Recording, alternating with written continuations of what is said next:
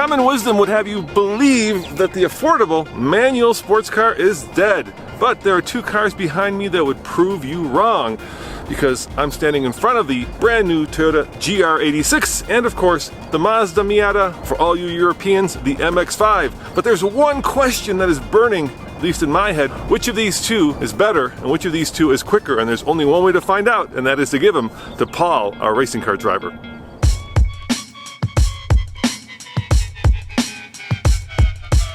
All right, Paul, I gotta say, these cars are your size. That's whenever I come out, it's like cars that Roman doesn't fit into, and I get a phone call. Having said that, let's drag race them. Which one do you want? Keeping in mind that I don't fit in either of them very well. Well, I was gonna ask, like, which one could you contort yourself into the easiest, and then the Toyota's better. All right, I'll take the Mazda. Okay. Hey, Roman, what are you doing? Dude, I need every advantage I can get. Not only is the car heavier, but I'm heavier. So this is going out so that when we drag race, at least I have a chance at beating the Miata and you. Hey, wait a minute, Roman. What's going on here? I'm just taking out your ice scraper. Fair enough. Yeah, it almost looked like you were putting your Paul. luggage. No, just taking This is science, Roman. Science.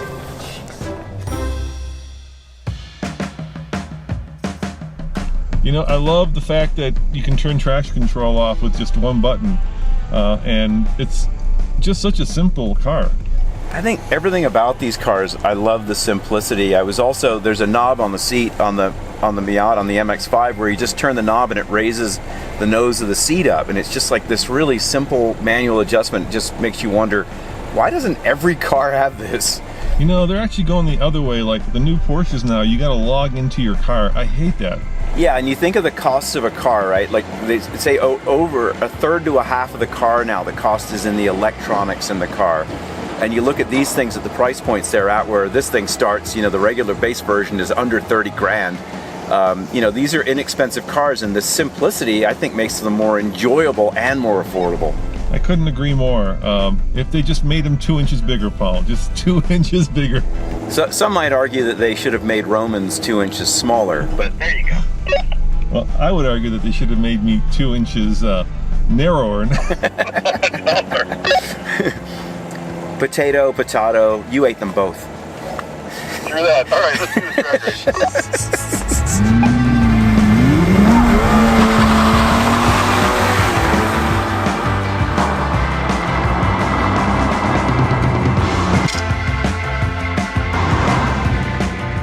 I did a bit of a burnout, Paul. It's a shell off. This thing is torquey. What the hell happened? No wonder.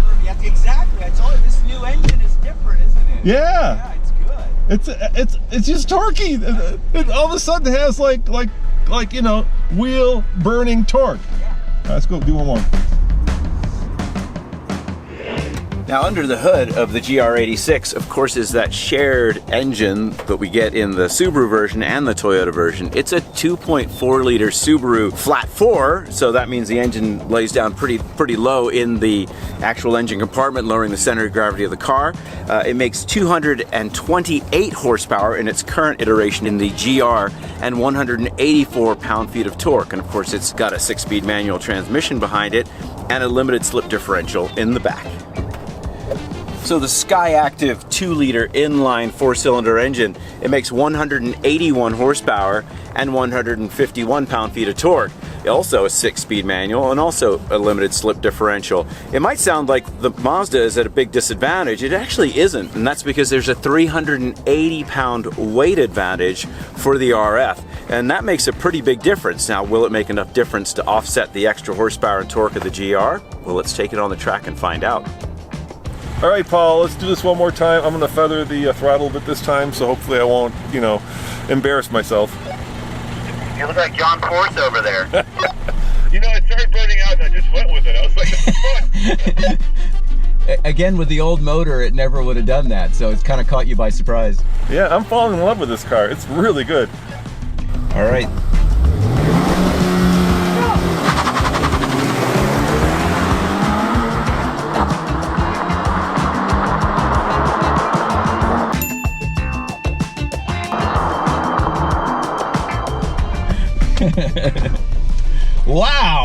That was a race, Roman.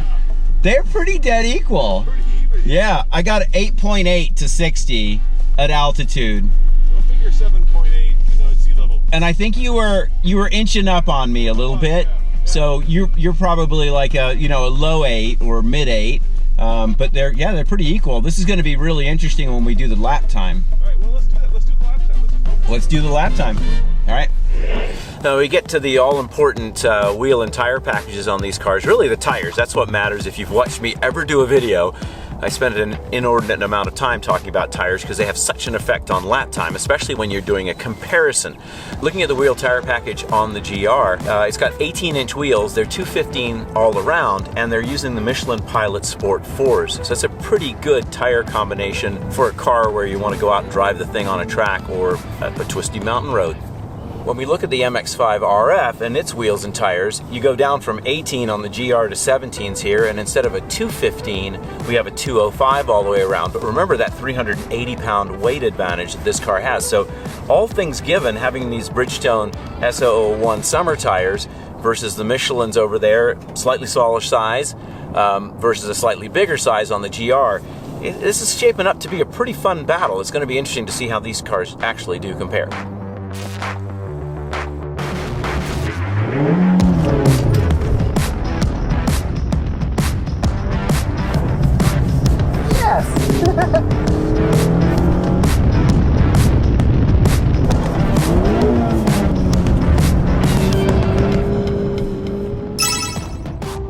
That was your time. Okay. And I'm betting that if you get rid of the videographer, Yeah, it well, looks like 10% a of the weight. 2,400-pound car, yeah. So you want to do it once? This guy's a lump right here. I know, you want to do it in anger now this time? Yeah. Yeah, I think you can do better. Yep. I think you could at least drop a second. At least a second. All right, so that was 109.24.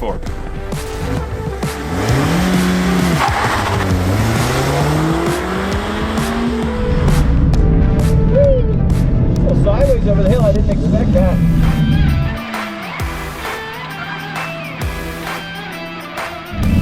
It's really fun.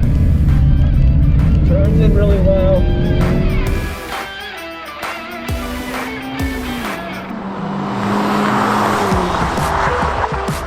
What a well-balanced, fun little car. Really cool. And even at altitude, yeah, it's 181 horsepower. We're taking a hit up here, even worse, of course, because of our altitude. It still has enough power to be really fun to drive. And I had one of the best little four-wheel drifts I've ever had in any car in this thing just now in one of the corners back there. It was just so well balanced. Damn, I'm 2 seconds fat. You are 2 seconds fat, Matt. That was a good lap, Paul. You were on it, man. Look at that. I kind of figured, I was going to say I might be able to get her in the 107s. You did. And just buy them. But it's so fun. Yeah. It's just, it's so nice. All you ever hear me talk about on laps, and you guys know this, is like, I'm just like, oh, it understeers, and it doesn't understeer much. It's like the biggest compliment I ever have. There was never understeer with this car the whole lap. It was neutral the whole way around. He just balanced it, drove it with my fingertips, and it was just beautiful. I mean, and you combine the manual transmission. And yeah. I was watching out there, and I told Zach, I said, that looks like the silhouette of an old Triumph. You can just see, exactly. you can see like the heart and soul of what British sports cars used to be, now embedded in a much more, shall we say, reliable Japanese Yeah, exactly. All right, well, let's see how that compares to the GR86. This is going to be interesting. Yeah. Hey guys, we're here at IMI Motorsports, or imimotorsports.com, and you too can come here and have fun on the track or go play in the dirt.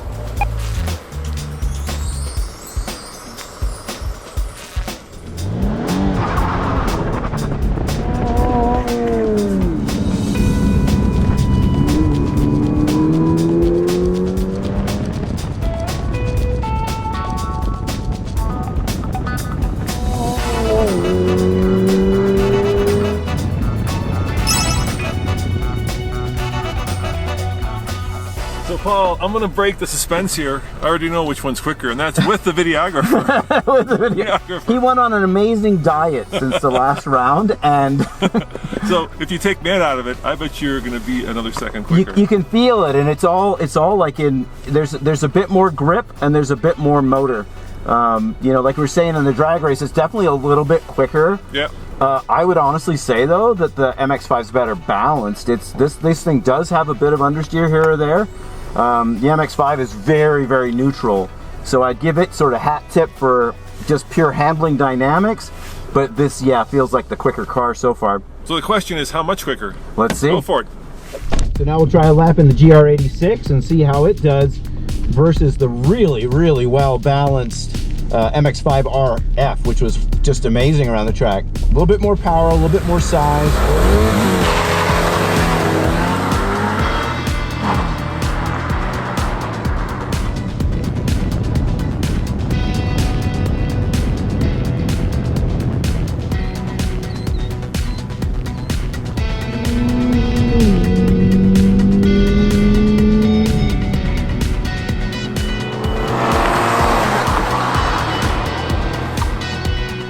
So we're just over a second quicker in the GR86. All right, Paul, so we're over a second quicker, which may not seem like a lot, right? But if you're autocrossing it, or if you're tracking it, I mean, that's an eternity.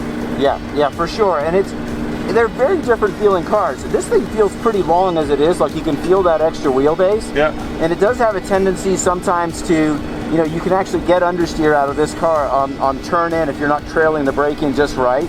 The MX-5 is just much more playful. Like it's neutral all the time.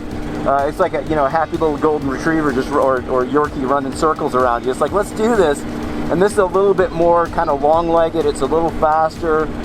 So it's interesting because it's sort of like you could start here, you know, go to the GR and then go to the Supra. It's sort of like a progression. You know what I mean? Like the GR is sort of halfway to a Supra. Yeah. And this is sort of your bare bones, like you said, quintessential old school sports car in the MX-5. All right, well, let's close this up. Yep. All right, Paul, 32,000 versus 37,000, but you can configure them pretty much within like dollars of each other. Did you do that the right way? 32, 37. Is that right? Yes, that is right. 36.5 for the Mazda if you want to split it. Oh, I thought they were the opposite pricing. No, okay, all right, sorry, buddy. It's okay. It's all right. You said roll with you, and I doubted you. So I'm going to put you on the spot now because of that. So pick one. I'd go Miata. Would you? Yeah, MX-5. Yeah, absolutely. I would too, except I don't fit, absolutely do not fit in that vehicle. I looked into the top of the A-pillar, so it's driving like this. So I'm going to go with the GR86. But you know, Paul, you can't go wrong. No, you can't go wrong. This is one of those times where it sounds like it's a cop-out, but there are no losers here. No. They're both really amazing cars, and kind of as we were sort of saying almost off camera, we're so happy these things even exist today when cars are all electronic and all heavy and all just not that much fun to drive. I mean, yeah, they make big numbers and they can turn a lap time, but they're not that involved in doing it. No. They understeer everywhere. It's like, you know, and these things are just these delightful little driving machines, all about dynamics and nothing extra. Look, simple seat adjustments, everything. You got to log into them, right? Yeah. Then a lot of them are unobtainium. Yeah. Can't afford them. Then the electric ones are heavy as get out. Yeah. Right? Maybe quick, but not great around the corner. Yeah, they just... So guys, get them while the getting's good, because these guys are going away, and you know, we're living, I think, in the golden age of sports cars right now. In the next couple of years, with the new Z coming, with the Corolla GR, right? GR Corolla. Just announced today. Just announced. That's right. Yeah. So buy these cars. Yeah, buy them and forget about the Tesla performance stuff. This is where it's at. It is, and again, the thing about it, I think, the kind of the exclamation point to that is they won't be able to replicate these in electric. They're going to get heavy. Yeah. And so all the things that we love, a 2,400 pound, a 2,800 pound car, the things we love about them have to do with that weight. That's why they're so agile and fun to drive. And they're fuel efficient. Super fuel efficient. Yeah. And they're convertible. And they're convertible. Yeah. Hey, go get yourself an electric convertible. Doesn't exist. Yeah, and if it did, it'd weigh 6,000 pounds. All right, guys. Check out our new TFL-studios.com for all of our news, TikToks, website posts, and of course, videos. See you guys next time. Thanks, Paul. Hey guys, have you ever wondered what's quicker on a quarter-mile airplane strip? Is it the new Miata MX-5 or is it the Toyota 86? Well, we're about to find out in our new series called The Underdog, and the Underdog is that. Yep, it's the new all-electric Mini. We throw that into the mix just to have a little bit more fun, kind of a wild card, because we don't know which of these three is quicker. And you will too, as long as you watch the new TFL series, The Underdog.